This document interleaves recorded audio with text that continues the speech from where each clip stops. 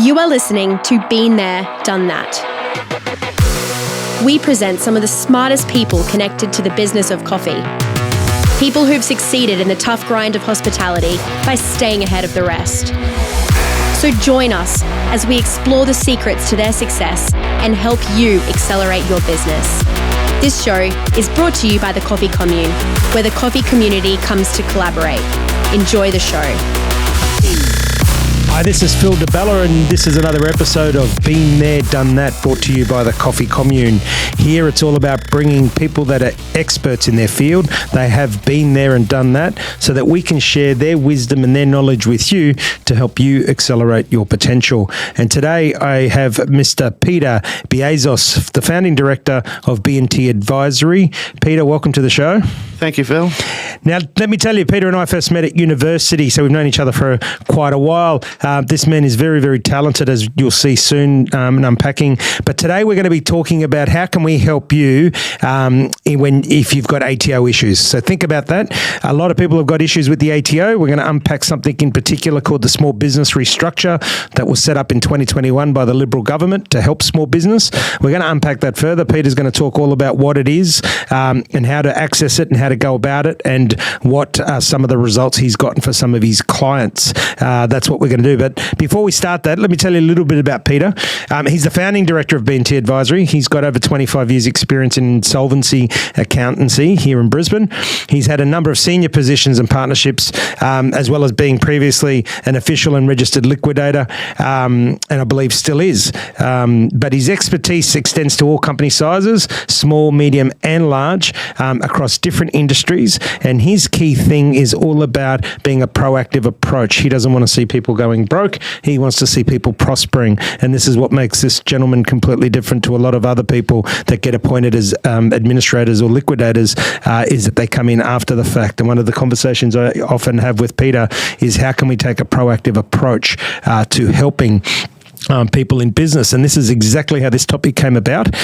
Peter shared with me around the small business restructure, and in doing that, which he's going to do that in depth on the show now, we were able to help already several people. So those of you listening that need help with the ATO and their issues, this is an episode not to miss because Peter's going to talk about it. So let's kick off straight from the bat. Peter, tell us about the small business restructure and how it was set up in 2021 by the Liberal government. Okay, thank you for that kind introduction, Phil. That was very kind of you. So the federal government brought in 2021 the small business restructure regime. It was really set up to allow creditors to put a proposal to their creditors to see if they can get out of debt. The process itself is quite simple, but there are some eligibility requirements. Firstly, you have to have debts under $1 million, unsecured debts. So anyone out there listening, if you've got ATO debts or any debt under $1 million, it has to total. Look, I prefer to say, we can throw in the baker and the milkman and so forth, but I prefer not to offer them, the 20 cents in the dollar. Prefer them to get paid as we go along. But it's really, this has been set up for the tax office to deal with tax office debt. Yeah. So just to clarify that, guys, the small business restructure, the purpose of it was to assist people so that it hopefully stops them from going into liquidation and helps them in a way forward, and also to clear some legacy debt. That's correct. So just so that you guys are across that. So, and so debts under $1 million. What's the next? Debts under $1 million. Superannuation has to be paid for the employees. Which is we're big advocate for. Absolutely, we like to see that. And the other one is the lodgements with the ATO have to be up to date. So you don't have to necessarily have paid, but you have to have your lodgements up to date. Yeah, and that's a good point you make, right? Because a lot of people that I talk to say the ATO is always going to give you preference if you're proactive with them, not reactive. Yes. Don't let them chase you. Get on that front foot and make sure you're self-reporting to the ATO and following, your requirements from a compliance point to report to the ATO. Yes, that's correct. Yep.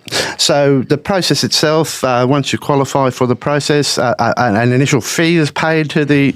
It's got to be a registered liquidator. So I've got two in my firm.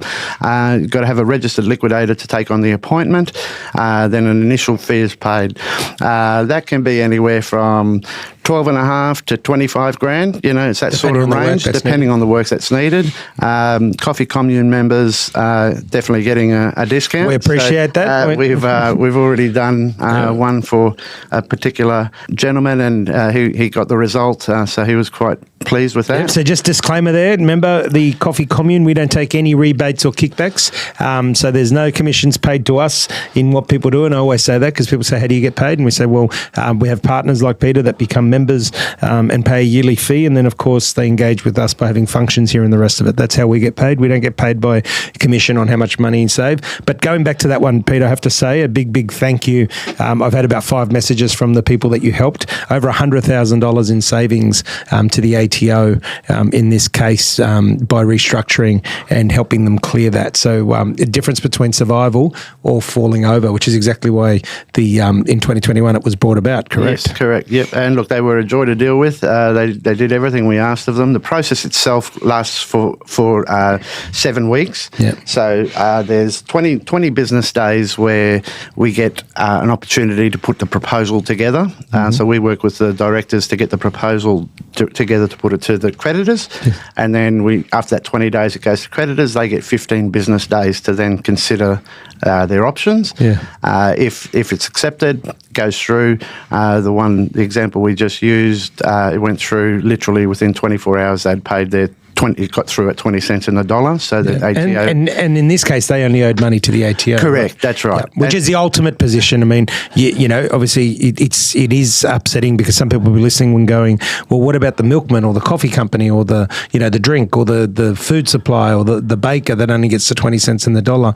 Well, of course, that's not the ideal. We want to see our suppliers paid in full. Absolutely. So I always say, and I'd love your comment on this, Peter, always pay your employees first. Absolutely. Always pay your super for your employees first. Correct. And then start chipping away at your suppliers. That's right. And you'd agree with that? I'd definitely agree with that. Superannuation, it's the employees' money, really. Correct. So Correct. that should be definitely paid. And leave the ATO to last. Yes, that's right. And they expect that, don't they? They certainly expect it, and they've been historically getting 1 to 2 cents in the dollar in a liquidation scenario. So if they shut down, that business that we were talking about, if they shut that business down, they would be very lucky to get 1 or 2 cents in the dollar dividend. Yeah. This way, they got 20 cents in the dollar in the space of 5 weeks.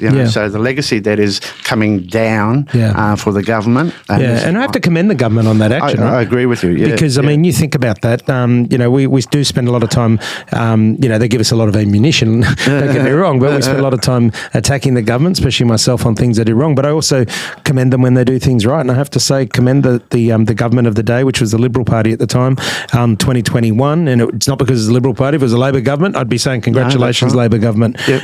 But 2021, they bring this initiative in, and they say pay your employees and the super first. Absolutely. The ATO says that, and I commend them on that. And then your suppliers, and then leave your ATO debt till last. But again, the key here is, as a total disclaimer, Peter, and you've got experience in this because I believe you've got 100% success rate at the moment on this small business restructure, is that you have to still report it. You must be reporting to the ATO. Correct. Don't treat them like a nobody. That's right. Treat them like a somebody and be open and honest with them. Absolutely, because when it comes to voting time, they look at your compliance history. That's really something they look at. So when we're asking them to accept 20 cents in the dollar, so an 80% saving on your tax bill, they're going to be nice to the people that were nice to them. That's exactly right. Which you'd expect, right? Yeah. No, that's right. Yeah. So let's okay, you talk that they engage you. So anyone listening out there and saying, hey, I've got legacy debt. I've got, I could go into liquidation if I don't solve this. So first step is to contact Peter at B&T Advisory. He will look after you. He's just promised that. They will look at your file, go through it. You have 20 days of obviously going through it and all the rest of it. What happens after 20 days? After 20 days, we'll send out a report to the creditors. They get a little ticker box thing. We accept the proposal. We don't accept the proposal. As you mentioned, I think I've done 26 of these in the last 4 to 5 months, and we're 100% success rate. 26 over 4 or 5 months and 100% success rate. That's pretty good odds, isn't it? Yeah. No, it's pretty good. And look, they're pretty much all going through at 20 cents in the dollar. I've had one go through at 18 cents. I've had one go through at 25 cents. So that's the sort of range that the ATO is accepting. Yeah. And either way, you look at the savings, right? Yes. And again, this is not there to be exploited. Let's be honest. This is there to help people, whether they're on that verge of falling over or can I get through? Yes, that's right. And you've got to have that clean history of, being up to date and reporting and all the rest of it. That's right. So that's really important. So let's go through the checklist again. Your super has to be up to date. Your Correct. employee expenses have to be up to date. Your reporting to the ATO has to be up to date. Yes. What else has to be?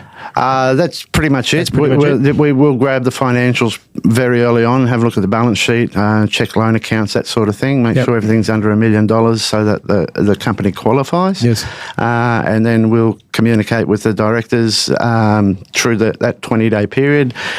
Control of the company is retained by the directors, so we don't get involved in day-to-day That's trading. important to know. Which is very different to a voluntary administration where we're personally liable for debts we incur, so we're more heavily involved. And it's So it's more advisory, right? It is, that's right, yeah. So the cost is a lot cheaper. I would say a voluntary administration, you're looking 30,000 upwards sort of thing, and that figure that I mentioned before is sort of where these are at. It's a very quick process, so it's that 5-week process. If you've got the money to pay it, fantastic. We've even there's lenders out there who are specifically lending to small business restructured companies that require it. Yeah. So we've got a number of those on our books that can sort of help you. We've recently done we do groups of companies. We did a group of 7 franchises in Queensland here, small business, just hospitality industry.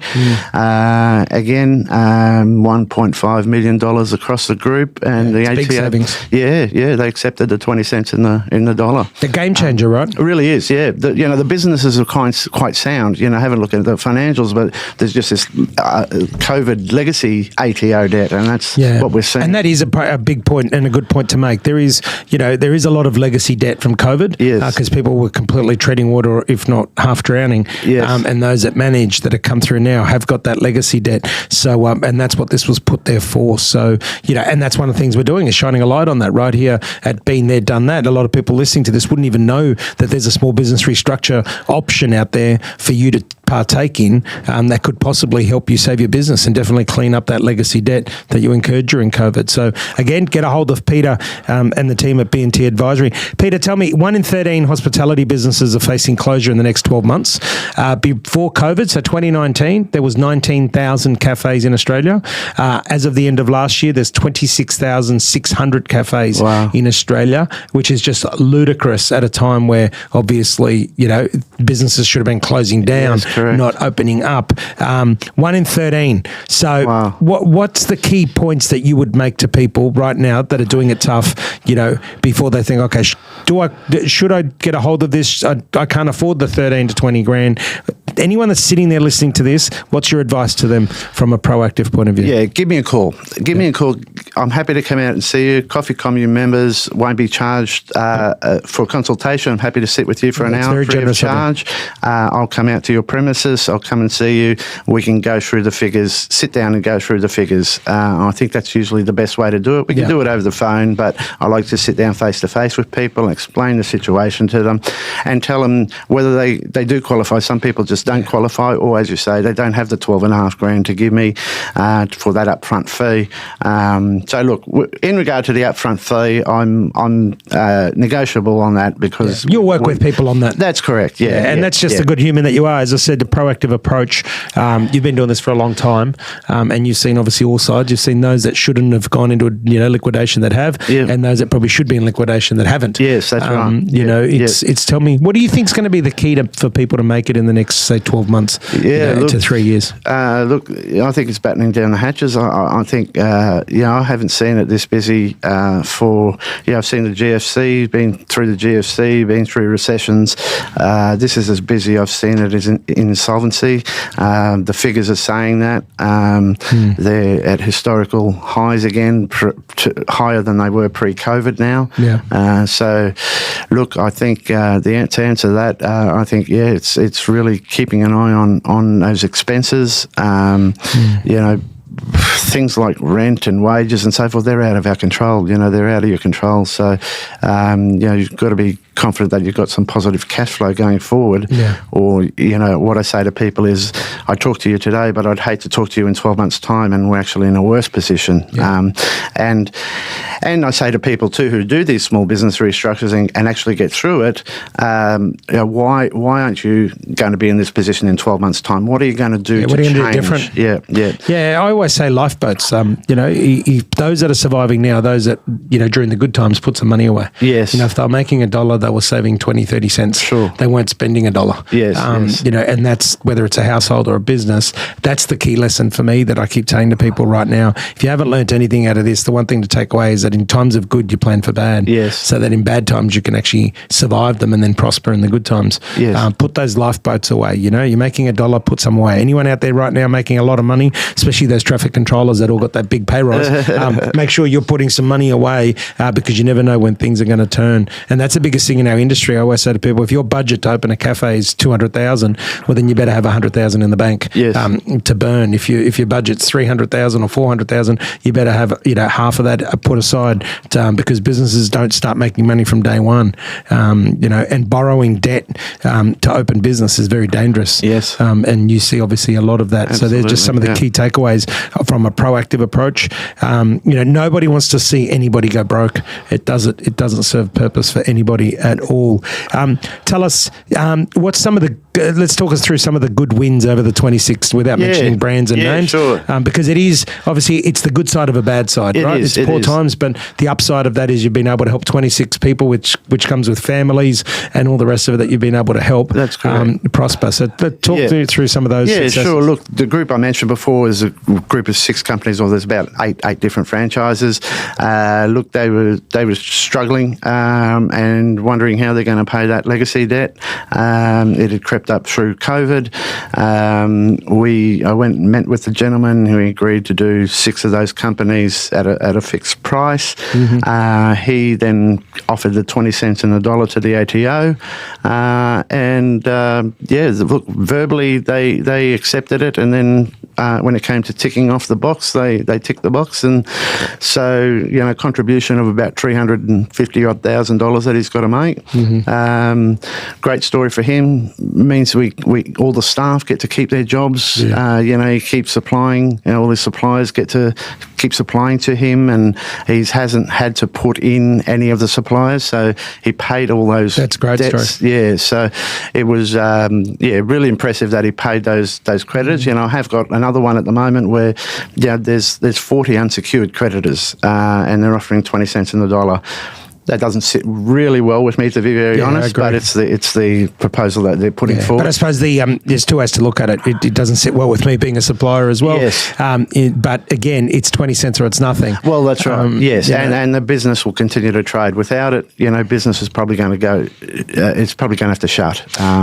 So, it's a bit of a catch-22. Makes a difference, doesn't it? Yeah, it really does. One of the things I'm finding out there is that there's it's 2 speeds. You've got those that really care and want to do the right thing, and then there's some that are just going to crash and burn and not give a shit. Yes. If you're on the flip side, if you're a supplier, how can you protect yourself from your experience? Yeah, sure. What should suppliers be looking at? Yeah, look, personal guarantees I think are just essential.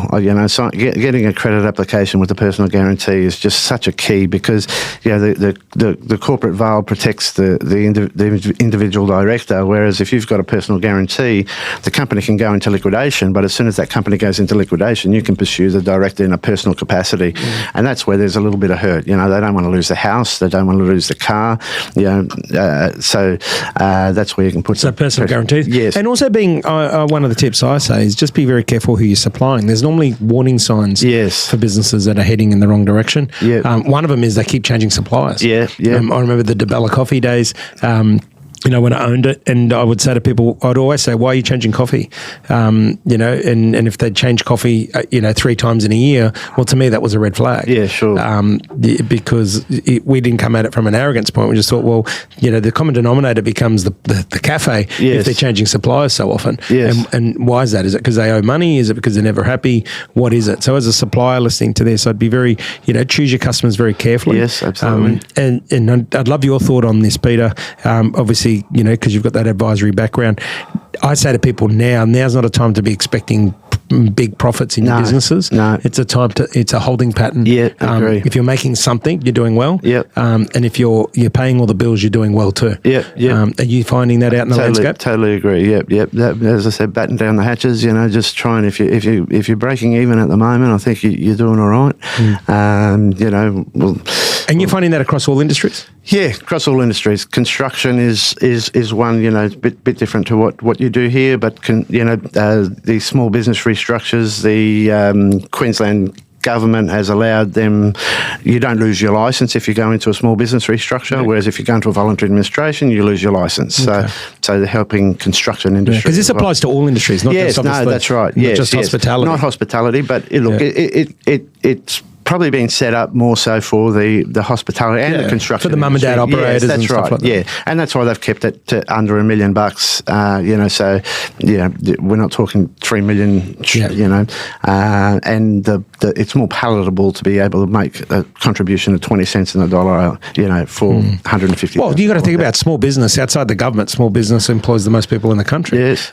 So if they all fall over, we can't all be employees of the government. No, that's right. So we start becoming a communist country where we're all employees of the big companies or we're employees of the government, and we get rid of that beautiful middle class that we're so accustomed to. Yeah. It really is. And again, I have to say, this is the first time I've been in business owner for 22 years across the world, and in this industry for 35 years. This is the first time I've seen everything go up at the same time. Yeah, right. Every expense, wages, utilities, cost of goods, rents, nothing's immune. Yes. And no industry's immune. Yes. And I talk about this, and I'd love your take on this, Peter, as a numbers person.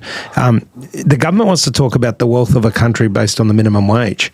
It's irrelevant because you could be earning $200,000 a year, but if your expenses are $220,000 a year, you're going backwards. Yes, correct. To me, the measure of the wealth of a country is the disposable income of people, the money they've got left to have fun with after they pay all their commitments. Yes. What's your take on that? Yeah, look, I mean, you look at what people are paying in rent and mortgages. They're paying over 50% of their salary is going straight into their mortgage or straight into rent. Doesn't leave a lot left to go and have that coffee or go out for dinner with the family. Pay school fees, those sort of things. Yeah. So look, it's really it's tough out there. It's as tough as I've seen it for a long time. Okay, so the two biggest industries you're seeing is hospitality and construction. And after that, what would be the third? Look, probably any form of retail. Retail's up there as well. Well, you're seeing all the downgrades of profits, right? All the public companies that reporting in the retail sector have all downgraded their profits. No, that's right. They've all been hit. Yeah, generally in my game, dealing with landlords is a really difficult thing to do. Lately, they've been so amenable to things because they know, if they kick us out, well, when do they find a next tenant? So they're happy for us to stay in there because when are they going to find someone? Which is a good point, right? Anyone listening to this and doing it tough, right? Obviously, reach out to Peter at B&T Advisory and look at what can be done with a small business restructure. But conversations. Have a conversation with your landlord. Yes, have a conversation with your staff. Have a conversation with the ATO. Yes. Have a conversation with your suppliers. Absolutely. We've obviously the coffee side of our business where we produce coffee for roasters and that, and of course because we manufacture for roasters. A lot of the roasters are waiting for their money from cafes, and some of them have said, "Hey, can I extend my terms by 7 days or 14 days? Yeah. Because it's taking me a while to get paid." And if they have that conversation with us, we'll help them. Yeah, very good point. So have those conversations. Absolutely. With your suppliers, with your landlords, with your staff. Let them know what's happening. And please, please, please ensure you're always paying your people. Pay your staff, pay their benefits, pay the superannuation. Pay your people first, right? And the superannuation. I can't stress that enough. Not only is it morally the right thing to do, but it is the biggest red flag if you don't, to the government, to anybody. Totally agree. You need to pay your people and the superannuation, and then you pay your suppliers and you work your way back from there. there. But if you're in doubt, you get good people around you. Come and talk to us at the Coffee Commune. That's why we've set it up as a hospitality chamber of commerce, so to speak, to help people accelerate their potential. We have people like Peter, part of it. We have BDO. We have Hill House Lawyers. We have a team of people that can help, help you accelerate your potential. But doing nothing means you achieve nothing. Yes. It really is that position. So, Peter, your expertise has been amazing. Very generous offer there. Get in touch with Peter. The details will be on the podcast. Our wonderful producer will make sure that happens. Get in touch. Peter's offered you, as a member of the commune, he's offered you 1 hour to come and have a coffee. Come to the commune and have a coffee. It'll be our shout. And sit down with Peter and see what he can do to help your business. But remember this, if you do nothing, you achieve nothing. So you can't sit there and say, I didn't know. Ignorance is not how it works. There's going to be those that get up and do the work and get results, and there's those that aren't. Peter, last piece of advice for people listening. What would you say from your 25 years of experience? Talk to us early. The earlier you can talk to us, the better. Then we've got options. Small business restructure is one option. Look, there's voluntary administrations. There's other options that we can. But if you leave it too late, and the tax office might not be as amenable to something because you made promises to them in the past. Keep it clean. Get in now while the opportunity is there. While the tax office is accepting these proposals, and the mandate is that it's going to continue for the rest of this year, I've been told. So I'd suggest getting it in sooner rather than later. Yeah, and use it while it's there. Yeah. And remember this, the ATO wants you to deal with professionals. So dealing with someone like Peter at B&T Advisory, they're going to be more likely to get the result across the line than dealing with you, because they want to deal with experts that know what they're doing. And of course, 26 out of 26 so far, and I hope that 100% strike rate continues. Thanks very much, Phil. Peter, thank you for your time. You've been listening to Peter Biazos from B&T Advisory. He's a good Greek fellow, as you can tell by the name. Fantastic at what he does. Great friend and colleague here at the Coffee Commune, and you've seen his very generous offer to help you. But I can tell you, this man has already helped some of our customers. One, he just helped in over $100,000 savings, and you heard the other group that he helped. They weren't clients of ours, but he saved them over $1 million across the 6 venues. So the results speak for themselves. Surround yourself with a team of experts. That's what we're all about here at the Coffee Commune. We're bringing people that have been there and done that to help you accelerate your potential. Today's been another fantastic episode. Peter, I can't thank you enough once again. I love what you're doing. And as you heard from him, get in early. Come and see him early. Peter, thank you. Thank you very much, Phil. Much appreciated. You're very welcome. Thank you. Until next time, you've been listening to Phil DeBella. This has been another episode of Been There, Done That. As we always say, go and be the best you can be. That's a wrap for today. Keep listening for more episodes of Been There and Done That. The Coffee Commune is here to help accelerate your potential. We want you to be better tomorrow than today. Until next time, you've been listening to Phil DeBella. I'm the founder and managing director of the Coffee Commune, a place where the coffee community comes to collaborate.